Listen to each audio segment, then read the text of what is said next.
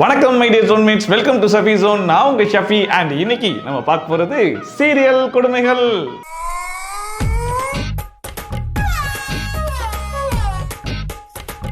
நான் தூங்கிட்டேன், பார்க்கல. அன்பு என்ன பண்றீங்க?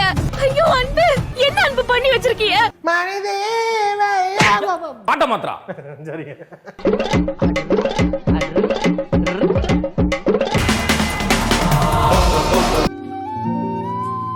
பாவி பிள்ளையார் சொல்லிய கூட காப்பி அடிக்கிறானே, இவன் நம்மள கூட மோசம் போல இருக்குது. வழக்கம் போலதான் இந்த வாட்டி எக்கச்சக்கமான தரமான சிறப்பான கடன்லாம் மாட்டிருக்கு. வரிசையா பார்த்தலாமா? என்ன பண்றேன்னு மட்டும் சும்மா ஜாலியா சேர் போட்டு ஹாப்பியா என்ஜாய் பண்ணு. ஃபர்ஸ்டா தட்சிணா அப்படிங்கிறவர் என்னோட இன்ஸ்டாகிராமுக்கு மெசேஜ் அனுப்பிச்சிருந்தாப்புல, ஜி தமிழ்ல வரக்கூடிய பாரிஜாதம் அப்படிங்கிற சீரியல்ல இந்த ரேட்ல இந்த எபிசோட்ல போய் பாருங்க, டாட்டூ வச்சு ஒரு சிறப்பான சம்பவம் பண்ணியிருக்காங்க அப்படின்னு சொல்லிட்டு. இது சாதாரண சம்பவம் இல்ல, பயங்கரமான சம்பவம். வாங்க என்னன்றதை நானே சொல்றேன்.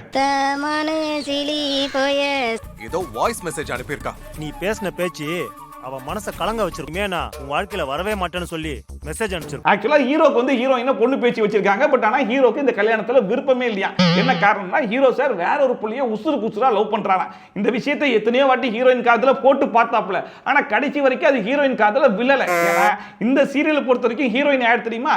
400 ரவுடி தான் படத்துல வரக்கூடிய நயன்தாரா. நம்ம ஹீரோயினுக்கு காது கேட்காது. ஆனா அந்த விஷயம் ஹீரோ சாருக்கு தெரியாது. ஒரு ஹாய் கூட சொல்ல மாட்டேங்கிறீங்க. ஹலோ, நீங்களும் இதே மாதிரி பேர் எழுதி எனக்கு போட்டோ அனுப்புவீங்களா ப்ளீஸ்? நான் இவ்ளோ தெளிவா சொல்லியும் மறுபடியும் இந்த மாதிரி அனுப்புறா. இப்போ என்னோட காதலை பத்தி உன்கிட்ட நான் இவ்வளவு தூரம் எடுத்து சொல்லியும் நீ கொஞ்சம் கூட புரிஞ்சிக்காம என் கையில உன் பேரை மருதாணில எழுத சொல்ற. இப்ப பார் உன்னை நான் எப்படி பழி வாங்குறேன் பாரு அப்படின்னு சொல்லிட்டு நம்ம ஹீரோ சார் ஒரு நல்ல முடிவா எடுக்கிறாப்ல. அவளுக்கு சரியான பதில் சொல்ல போறேன். என் ஆள் பேரை பச்சை குத்தி அவளுக்கு அனுப்ப போறேன். அதை பார்த்து அவ கடுப்பாகட்டும். ஆனா இப்படி பழி வாங்குற ஹீரோ நான் பார்த்ததே இல்லப்பா. நல்லா வாங்குற பழி. பரவாயில்ல, லவ்வர் பேரை கையில இல்ல நெஞ்சிலேயே டாட்டூ போட்டு அதை போட்டோ எடுத்து அனுப்பிச்சு பழி வாங்க போறாராம். நல்ல பழி வாங்கல் தான். பட் ஒரு டாட்டூ போறதுக்காக ஒரு கடைக்கு போறோம், ஒரு பேரை டாட்டூ போட போறோம்னா நம்ம அந்த கடைக்கு போய் என்ன சொல்லுவோம்? இந்த பேரை டாட்டூ போடுங்க அப்படிங்கிற மாதிரி சொல்லுவோம். ஆனா சார் என்ன பண்றாருன்னு கொஞ்சம் பாருங்க.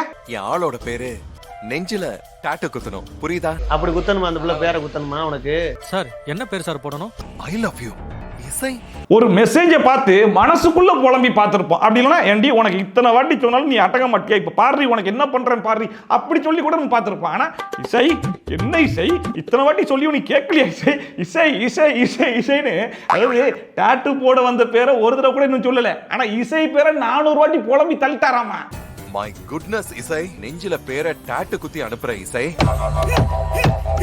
கொஞ்சம் சாஞ்ச மாதிரி படுத்துங்க சார். கரெக்ட். அவன் கேட்டது இவர் காதல விழல, இவர் இசை இசைன்னு புலம்னது அந்த மனுஷன் தப்பா புரிஞ்சுக்கிட்டாப்ல. இசைன்னு சொல்லி டிசைன் பண்ணிட்டார். இது வரைக்கும் கூட ஓகேன்னு விட்டுறலாம். ஆனா ஒருத்தன் டாட்டூ போறதுக்கு டிசைன் பண்ணா, சார் இந்த டிசைன் ஓகேவான்னு பாருங்க சார் அப்படின்னு கூட கூப்பிட்டு ஒரு வாட்டி கிளாரிஃபை பண்ண மாட்டான்.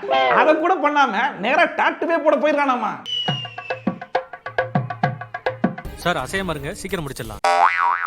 இத்தனைக்கு உள்ள வரும்போதே நல்ல ட்ரெண்டியா டிசைனா போடுங்க அப்படிங்கிற மாதிரிலாம் இவரே வாய் விட்டு கேட்டுட்டு அது ட்ரெண்டியா இருக்குதா டிசைனா இருக்கா அப்படிங்கிற மாதிரிலாம் பார்க்காம போய் படுத்தாராமா. சரின்னு சொல்லிட்டு அந்த பையன் டாட்டூ போடவே போறான். அந்த நேரத்துல சார் என்ன சொல்றாருன்னு கொஞ்சம் கேளுங்க. ஸ்ரீஜான்னு அழகா போடுங்க ப்ரோ. ஸ்ரீஜான்ற பேரு நல்லா போட்டுருங்க. பேசுங்க. ஏன் இவ்வளவு சத்தமா சொல்றாருன்னு சொல்லி கேட்டீங்கன்னா, தப்பி தவறி கூட அவன் காதுல விழுந்துட கூடாதுல, அதுக்காக தான். மெதுவா பேசுங்க. ஸ்ரீஜான் அழகா போடுங்க ப்ரோ. அப்படி பேசுங்க. அசையாதீங்க, அப்படியே இருங்க.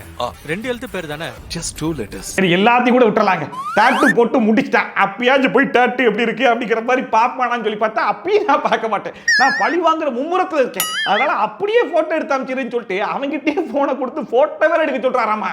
நீங்க இந்த டாட்டூவை ஒரு போட்டோ எடுங்க. எடுத்துட்டேன் சார். ஏன்டா நீங்களா இப்படி இருக்கீங்க? பாவம்டா நீங்களா. சரி அதையும் விட்டுறலாம். கடத்துல போட்டோ அமைச்சிருப்பார்ல, அந்த போட்டோவையாச்சும் சார் எடுத்து பாப்பாரான்னு பார்த்தா அதுவும் பிம்பிலிக்கு பிளாப்பியாம்ல. அது அப்படியே இசைன்னு ஒரு நம்பர் இருக்கும், அதுக்கு அனுப்பி விடு. அனுப்பிட்டீங்களா? அனுப்பிட்டேன் சார். ஓகே. கடைசியா வீட்டுக்கு வந்து பாத்தீங்களா பழி வாங்கிட்டான்டா அப்படிங்கிற மாதிரி காட்டும் போது தான், ஏய் என்னடா இசை பேரை போட்டிருக்க அப்படிங்கிற மாதிரி அவங்க சொல்லி தான் நம்ம ஹீரோ சாருக்கே தெரியுதான். இத்தனைக்கும் அந்த டாட்டூவை பாருங்களேன், டெம்பரரி டாட்டூ வச்சு போட்டு விட்டுருக்கலாம், பேடா வச்சு வரைச்சு விட்டுருக்காங்க. உன் ஆள் பேரை டாட்டூ போடுறேன்னு போய் இசை பேரை போட்டு வந்திருக்க.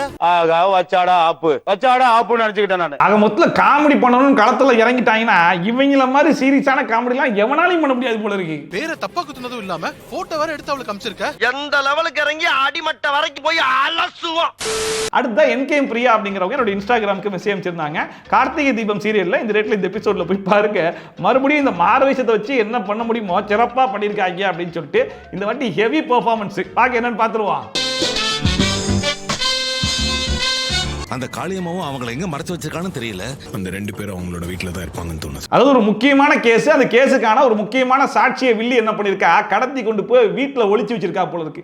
இப்போ எப்படியாச்சும் வில்லி வீட்டுக்குள்ள போகணும், பட் டைரக்டா போக முடியாது, ஏன்னா தெரிஞ்ச மூஞ்சா வில்லி உடனே கண்டுபிடிச்சிருவா. சோ என்ன பண்ணலாம் அப்படிங்கிற மாதிரி யோசிக்கும் போது வழக்கம் போல இவங்க கையில எடுத்த ஆயுதம் என்ன ஆயுதம் தெரியுமா?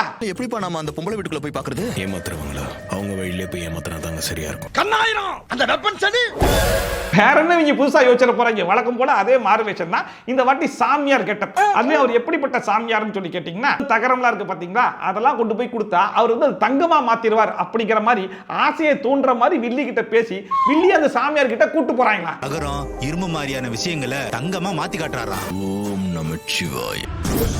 எல்லாரும் ஜோரா ஒரு கை தட்டுங்க. அதெல்லாம் தட்ட முடியாது. ரைட் விடு. இப்போ உங்க எல்லாருக்குமே ஒரு டவுட் வரலாம், இதுக்கு முன்னாடி வரைக்கும் மார்வேஷத்தை நீ கலாய்ச்சா நாங்க ஒத்துக்கிட்டோம், ஆனா இந்த வாட்டி சாமியாருடைய மார்வேஷம் கொஞ்சம் நல்லா தானே இருக்கு அப்படிங்கிற மாதிரி நீங்க கேட்டீங்கன்னா நானுமே ஒத்துப்பேன். சாமியாருடைய மார்வேஷத்துல எந்த விதமான குறைச்சலும் இல்ல. ஆனா சாமியாருக்கு பின்னாடி ஒரு 3 லேடிஸ் நிக்கிறாங்கல்ல, அவங்க மார்வேஷத்தை கொஞ்சம் நோட் பண்ணி பாருங்களேன். அங்க பாருங்க நோங்க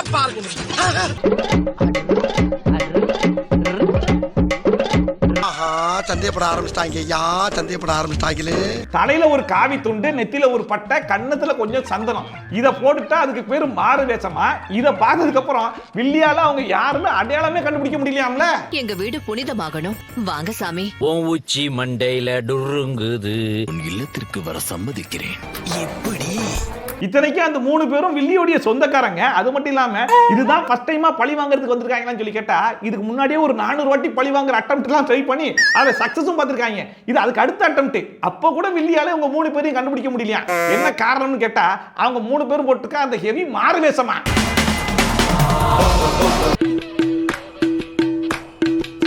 டாக்டர் கோட்டு, மூஞ்சில மாஸ்க், டோப்பான என்னென்னமோ பட்டிருந்தீங்க, நாங்க கூட சரி ரைட்டுன்னு விட்டோம். ஆனா கடைசியில சந்தனத்தையும் பட்டையும் போட்டு அதுதான் மாறுவேஷம்னு சொல்றீங்களே, உங்களுக்கே மனசாட்சி இருக்காடா? கண்டுக்காதீங்க. அடுத்த பாப்பின் ஸ்டூபிட் அப்படிங்கிறவர் கமெண்ட் பண்ணியிருந்தாப்புல, அண்ணா சின்ன மருமகள் சீரியல்ல இந்த ரேட்ல இந்த எபிசோட்ல போய் பாருங்க, ஒரு சிறப்பான சம்பவம் மாட்டிருக்கு அப்படின்னு சொல்லிட்டு. இது சிறப்பான சம்பவம் இல்ல, புதுவிதமான சம்பவம். எத்தனையோ இடையறாத பணிகளுக்கு மத்தியிலும் இந்த மகா சிந்தனை உங்களுக்கு எப்படி தோன்றியது? அப்படி கேளும் அமைச்சர். வழக்கமாவே இப்போ வரைக்கும் எல்லா சீரியலையும் என்ன பண்ணிட்டு இருந்தாங்கன்னா, ஒரு நல்ல படத்துல இருந்து ஒரு நல்ல சீனை எடுத்து அதுல கொஞ்சம் மாடிஃபிகேஷன் பண்ணி பண்ணுவானுங்க, இல்லைன்னா கையல் மாதிரி ஈயடிச்சாங்காப்பியா அப்படியே அடிச்சு விட்டுருவானுங்கன்ற மாதிரி இருந்துச்சு. நம்ம கஷ்டப்பட்டு அது என்ன படம் அப்படிங்கிறதெல்லாம் கண்டுபிடிச்சிட்டு இருந்தோம்ல. ஆனா இவனுங்க நாங்க 3வது ஒரு வெர்ஷனை கண்டுபிடிச்சிட்டு வந்திருக்கோம் அப்படிங்கிற மாதிரி புது முயற்சியில இறங்கியிருக்காங்க. புதுமையத்தான் சார் விரும்புறான். புதுமை யாரும் சோறாக்க வேண்டாம்னு சொன்னல. கண்ணை திறந்து பாருடா. அட பாவி, பிள்ளையார் சொல்லிய கூட காப்பி அடிக்கிறானே, இவன் நம்மள விட மோசம் போல இருக்குது. இந்த இன்ஸ்டாகிராம்ல பாத்தீங்கன்னா ரீக்ரியேஷன் கண்டென்ட் கிரியேட்டர்ஸ் அப்படிங்கிற மாதிரி சில பேர் இருப்பாங்க. ஒரு நல்ல பாட்டோ இல்ல நல்ல படத்துடைய சீனியோ எடுத்து அதை அப்படியே ரீக்ரியேட் பண்ணுவாங்க. கிட்டத்தட்ட காஸ்டியூம் அந்த லொகேஷன் வரைக்கும் அப்படியே மேட்ச் பண்ணுவாங்க. அதை பார்த்து இம்ப்ரெஸ் ஆகி நல்லா இருக்கே, நம்ம இதை ட்ரை பண்ணக்கூடாதுன்னு சொல்லிட்டு அதையே ஒரு ஆயுதமா கையில் எடுத்திருக்காங்க.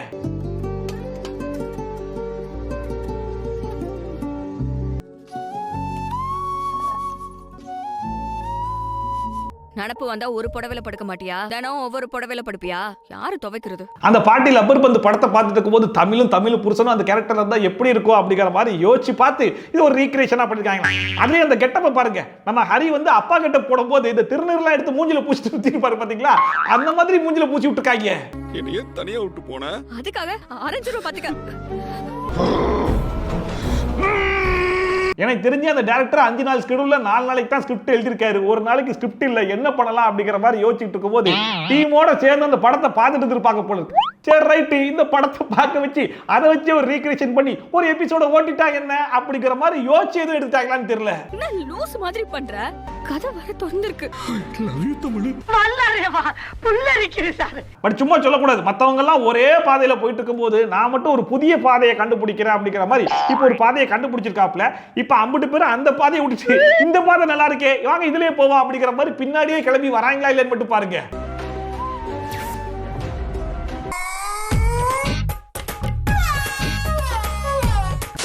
அடுத்த ராணி முரளி அப்படிங்கிறவங்க என்னோட இன்ஸ்டாகிராமுக்கு வந்து மெசேஜ் அனுப்பிச்சிருந்தாங்க. சிங்கப்பண்ணை அப்படிங்கிற சீரியல்ல இந்த ரேட்ல இந்த எபிசோட்ல போய் பாருங்க, கல்யாணத்தை வச்சு இவங்களால என்ன செய்ய முடியுமோ சிறப்பா பண்ணிருக்காங்க அப்படின்னு சொல்லிட்டு. கடைசி வரைக்கும் சீரியல்ல கல்யாணத்தை மட்டும் உருப்படியா பண்ணிடவே மாட்டாங்க.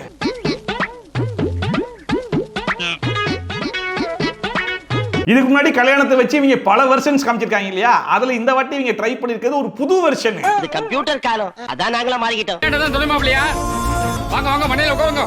அதாவது ஹீரோ சார் ஹீரோயின் கிட்ட போயிட்டு ரொம்ப டீசென்ட்டா நான் அவனை கல்யாணம் பண்ணிக்கிறேன் அப்படிங்கிற மாதிரி ஒரு வாட்டி இல்ல பல வாட்டி கேட்டு பார்த்தாப்ல. ஆனா கடைசி வரைக்கும் ஹீரோயின் அது ஒத்துக்கல அப்படிங்கிறதுனால சரி ரைட்டுன்னு சொல்லி வழக்கம் போல களத்துல இறங்கிட்டாப்ல. இதுக்கு முன்னாடி பாத்தீங்கன்னா கண்ணை மூடும் போது கட்டிருப்பாங்க, தூங்கிட்டு இருக்கும் போது கட்டிருப்பாங்க, அந்த மாதிரிலாம் ட்ரை பண்ணலாமான்னு சொல்லி பார்க்கும்போது அதெல்லாம் டீசென்ட்டா இருக்காதுன்றதுனால அதை விட கொஞ்சம் கேவலமா கொஞ்சம் மோசமா கீழ்த்தரமா இறங்கி கல்யாணம் மேடை வரைக்கும் விட்டாப்ல. நீனே பாத்துட்டு இருக்க நாழி இல்லமா சொன்னமாப்ல பக்கத்துல இருந்து உட்காரு. இது நம்ம லிஸ்ட்லயே இல்லையே அடேங்கப்பா. இப்ப ஹீரோ சார் பண்ணக்கூடிய இந்த அயோக்கியத்தனத்துக்கு யார் ஹெல்ப் பண்ண போறான்னு சொல்லி பாத்தீங்கன்னா நம்ம ஐயர் தான் ஹெல்ப் பண்ண போறாரா. அதாவது மாப்பிள்ளை பொண்ணு உட்கார்ந்து இருக்காங்க, பின்னாடியே தொண மாப்பிளையும் தொண பொண்ணும் நிக்கணும் அப்படிங்கிற மாதிரி சொல்லி இருந்தா கூட பரவாயில்ல. இவங்க என்ன தெரியுமா சொல்றாங்க, நான் எதுக்கு மனையில அன்பு பக்கத்துல உட்காரணும்? பரிகாரம் பண்ண உட்கார்ந்து ஆகணும், கேள்வி கேட்காம உட்காரு. தொண மாப்பிளையும் தொண பொண்ணும் எப்படி மாப்பிள்ளை போட்டு உட்கார்ந்து இருக்காங்களோ அதே மாதிரி அதே பொசிஷன்லயே பக்கத்துல பக்கத்துல உட்காரணுமா. சரி உட்கார வச்சதோட விட்டுருவாங்களான்னு சொல்லி பார்த்தா எக்ஸ்ட்ராவா என்னென்ன படம் சொல்றாங்க கேளுங்க. இங்க 2 பேரும் அவ கழுத்துல மாலையை போட்டுங்க. நான் மாலையெல்லாம் போட மாட்டேன், நேரமாச்சுடி போட்டுக்க. எந்த ஒரு கல்யாணத்திலேயாச்சும் இந்த தொண மாப்பிளையும் தொண பொண்ணையும் இந்த மாதிரி மாப்பிள்ளை பொண்ணு மாதிரி உட்கார வச்சிருக்காங்களா அப்படிங்கிற டவுட் நமக்கு வர மாதிரி பொண்ணுடைய அம்மாக்கும் வந்துச்சு. ஆனா அதுக்கு அவங்க அப்பா என்ன தெரியுமா சொல்றாரு, எந்த கல்யாணத்துல தொண மாப்பிளையும் தொண பொண்ணையும் இதெல்லாம் பண்ண சொல்லுவாங்க? இவருக்கு நிஜமாவே பரிகாரம் எல்லாம் தெரியுமா? இதுக்கு பதில் சொல்லணும். ஊருக்கு தான் ஒவ்வொரு பரிகாரமும் மாறிக்கிட்டே இருக்க. இந்த ஊர் ஐதீகமா என்னவோ. நான் பார்த்த சிறந்த தந்தைகளில் ஒருவர் இவர். இதெல்லாம் கூட பரவாயில்ல, ஐயர் வந்து கெட்டி மேளம் அப்படிங்கிற மாதிரி சொன்ன உடனே நம்ம ஹீரோ சார் ஒளிச்சு இந்த தாலியை எடுத்து பொண்ணு கழுத்துல தாலியை கட்ட போறாப்ல. அதை ஸ்டார்டிங்லேயே பொண்ணும் பார்த்துறாங்க. பார்த்த உடனே அவனை தாலியை கெட்ட விடாம அவங்க பண்ணக்கூடிய அந்த போராட்டம் இருக்கு பாருங்க, அந்த போராட்டத்தை மட்டும் கொஞ்சம் பாருங்களேன். என்ன பண்றீங்க? என்ன பண்றீங்க அன்பு? என்ன பண்றீங்க? என்ன பண்றீங்க? மூஞ்சி மட்டும் தான் வேலை செய்து மத்ததெல்லாம் அப்படியே இருக்கு. அன்பு என்ன பண்றீங்க? என்ன பண்றீங்கன்னு தெரியுதா உங்களுக்கு? அன்பு இதெல்லாம் நீங்க தெரிஞ்சுதான் பண்றீங்களான்னு சொல்லிட்டு மறுபடியும் கேள்விதான் கேட்டிருக்கே தவிர்த்து அவன் பண்றதை விட அவன் என்ன பண்றான்றது உனக்கு நல்லா தெரியுதுலமா. அப்பவே அதை இழுத்து விட்டுருக்கலாம் இல்ல தடுத்து விட்டுருக்கலாம். ஆனா கடைசி வரைக்கும் அவனும் 3 முடிச்சு போட்டுட்டு இருக்கான்.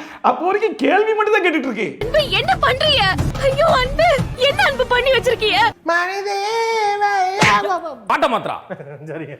இது எல்லாத்தையும் கூட விட்டுறலாங்க, அந்த புள்ளைய கூட மடிச்சு விட்டுறலாங்க. தான் பொண்ணு கழுத்துல ஒருத்தன் திருட்டு தாலி கட்டியிருக்கான். அதுக்கு ஒரு தகப்பனா அந்த மனுஷன் எப்படிப்பட்ட ஒரு ரியாக்ஷன் கொடுத்திருக்கணும். ஆனா இவருடைய அதிகபட்ச ஷாக்கிங் என்னவா தெரியுமா இருந்துச்சு, என்னதான் சந்தோஷமா இருந்தாலும் அது கிடைக்க போறவங்களுக்கு தெரிஞ்சு கிடைக்கணும். சபாஸ் தெரியாம திருது கிடைச்சா அந்த சந்தோஷமே அதிர்ச்சி ஆயிடும். ரொம்ப அழகா நிறைவா சொன்னாரு பாருங்க. உங்களுக்கு ரொம்ப பேருக்கு புரிஞ்சான்னு தெரியல, அங்க அந்த அதிர்ச்சியில் தான் இருக்கும். ஆனா இப்படி ஒரு அதிர்ச்சி நான் எவன் மூஞ்சில இது வரைக்கும் பார்த்தது கிடையாதா அப்படிங்கிற அளவுக்கு இந்த தகப்ப மூஞ்சில வந்துச்சு பாருங்க ஒரு அதிர்ச்சி. அதை ஒரு எக்ஸ்பிளைன் பண்ண அந்த விதம் இருக்கு பாருங்க, அது எங்கேயோ போயிடுச்சுங்க. இப்படி திருது பண்ண ஒரு காரியத்தை பண்ணா அங்க என்ன நினைக்கிறது? நிகழ்ச்சி முடியும் போது தான் நான் பரிசு கொடுப்பேன், நிகழ்ச்சி நடக்கும் போதே கொடுக்குறேன். கொண்டாங்க. அந்த வழக்கமாவே நீங்க எல்லாம் கொண்டு வரதெல்லாம் என்ன கண்டென்ட், நான் எடுத்து வரேன் பாருங்க கண்டென்ட் அப்படிங்கிற மாதிரி உங்க எல்லாருக்குமே சவால் விட்டு ஹரி சில கண்டென்ட் எல்லாம் கொண்டு வருவார் பாத்தீங்களா. இந்த வாட்டி அவருமே வந்து கெட்டி மேளத்துல இருந்து ஒரு கல்யாண கண்டென்ட் தான் கொண்டு வந்திருக்காப்ல. வாங்க என்னன்னு பாத்துருவோம். முகூர்த்தத்துக்கு நேரம் ஆச்சு, ஆரம்பிச்சிடலாங்களா? என்ன எப்படி கேட்டுப்பிட்டீங்க? ஆரம்பிங்கப்பா. இப்பெல்லாம் ஏதாச்சும் ஒரு சீரியல்ல கல்யாண சீன் வந்துருச்சு, ஸ்டேஜ்ல மாப்பிளையும் பொண்ணு உட்கார்ந்துருக்காங்கன்னு வைங்களேன். ஒருவேளை மாப்பிள்ளை தெரிஞ்சோ தெரியாமையோ பொண்ணு கழுத்துலயே தாலி கட்டிட்டாருன்னா தான் நம்ம சாக் ஆகணும். அப்படி கெட்டாம அங்க ஸ்டேஜ்ல நிக்கிற யார் கழுத்துலயோ இல்ல இந்த கல்யாணத்தை வேடிக்கை பார்க்க வந்து யார் கழுத்துலயோ தாலி கட்டினாதான் அது யதார்த்தமான ஒரு விஷயமா இருக்கும்.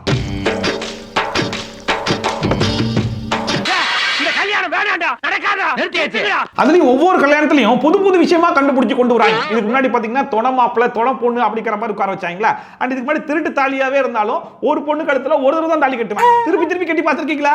இல்லை இல்லை இல்லை. என்ன பண்றீங்க? என்ன பண்றீங்க? என்ன பண்றீங்க? முஞ்சி மட்டும் தான் வேலை செய்து மத்ததெல்லாம் அப்படியே இருக்கு. அன்பு என்ன பண்றீங்க? ஆக்சுவலா இந்த சீரியல்ல இப்ப ஹீரோவை மாத்திருக்காங்க. இதுக்கு முன்னாடி யார் இருந்தான்னு சொல்லி கேட்டீங்கன்னா பாரதி கண்ணம்மா 2 உடைய ஹீரோ இருக்கார் இல்லையா, அவர் தான் ஹீரோவா இருந்தாப்ல.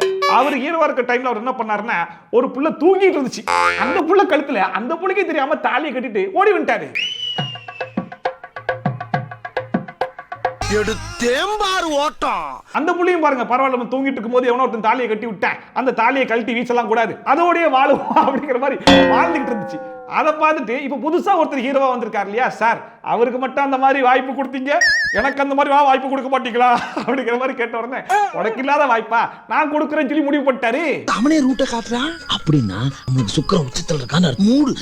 என்ன மேடம் அப்படி நிக்கிறீங்க, கொஞ்சம் ஹெல்ப் பண்ணுங்களேன், அந்த மாலை இழப்பு எல்லாம் கொஞ்சம் சொல்லி கொடுங்களேன். ஆக்சுவலா ஹீரோ சார் வந்து வேற ஒரு பொண்ணை தான் கல்யாணம் பண்ண போறாரு அப்படிங்கிற மாதிரி ஒரு செட்டப்பை ரெடி பண்ணிட்டு ஹீரோயினை என் பின்னாடியே நிக்கணும், நின்றா மட்டும் தான் நான் கல்யாணமே பண்ணுவேன் அப்படிங்கிற மாதிரி ஒரு புது ரூலையும் போட்டாராம்.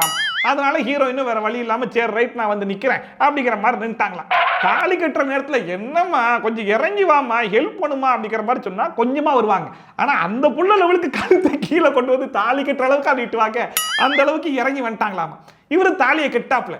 இதுக்கு முன்னாடி தாலி கட்டும் போது தூங்குனாங்கல்ல, இந்த வாட்டி தூங்கல, கண்ணை மட்டும் மூடிட்டாங்க.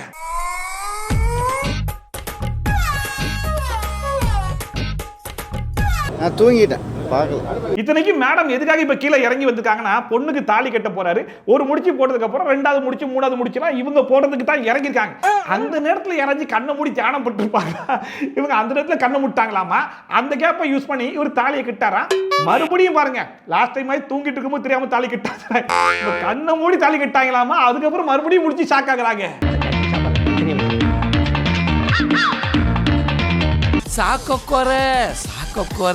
ஆக மொத்தம் தமிழ் சீரியலை பொறுத்த வரைக்கும் கடைசி வரைக்கும் கல்யாணம் அப்படின்னா அது திருட்டு தாலி தான், ஒரிஜினல் தாலின்றது இதுக்கப்புறம் கிடையவே கிடையாது போல இருக்கு.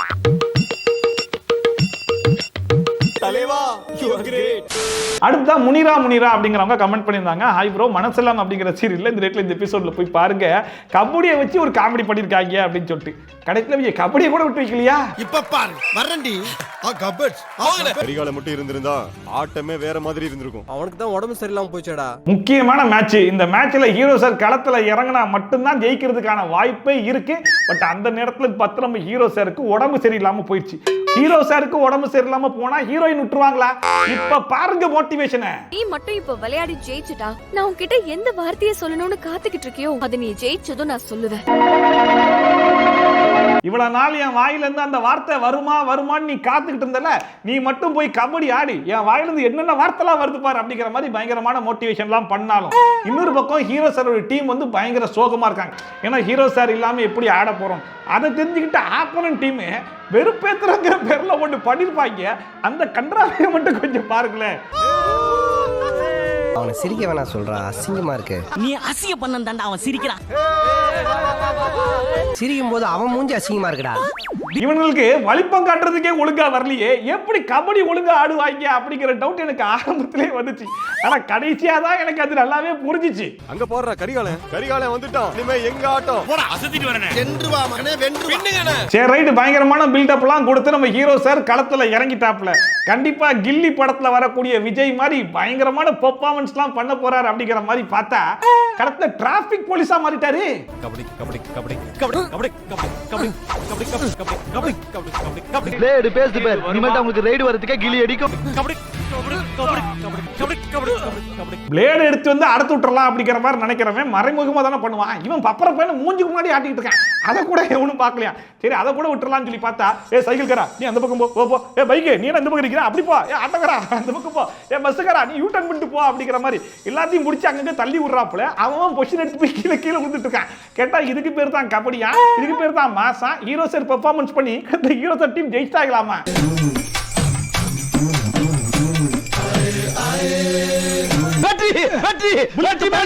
நம்ம ஹீரோ சார் ஆடின இந்த ஆட்டத்தெல்லாம் பார்த்துட்டு ஹீரோயின் வாயில இருந்து அந்த வார்த்தை வராது. என்ன வார்த்தை தெரியுமா வரும்? கடைசியா சுமிதா அப்படிங்கிறவங்க கமெண்ட் பண்ணியிருந்தாங்க, ஜீ தமிழ்ல சின்னஞ்சிருக்கிலேயே அப்படிங்கிற சீரியல்ல இந்த ரேட்ல இந்த எபிசோட்ல போய் பாருங்க, வழக்கம் போல ஒரு படத்தை எடுத்து ஓட்டியிருக்காங்க அப்படின்னு சொல்லிட்டு. வாங்க என்ன படம்னு பார்த்துருவோம்.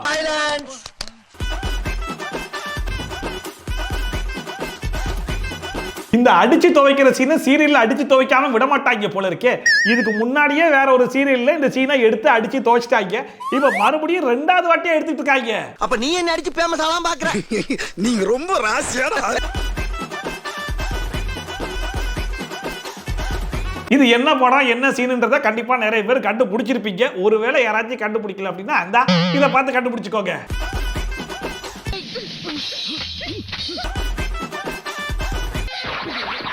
சம்திங் படத்துல வந்து அதே சீனை தான் அப்படியே ஈடிச்சங்காப்பியா அடிச்சு வச்சிருக்காங்க. பாருங்க, சின்ன மருமகள் சீரியல்லாம் ரீக்ரியேஷன் கண்டென்ட் அப்படிங்கிற புதிய பாதையெல்லாம் கண்டுபிடிச்சு அப்கிரேட் ஆகி போயிட்டே இருக்காங்க. நீங்க இன்னும் பழைய அப்டேட் இருக்கீங்களாடா?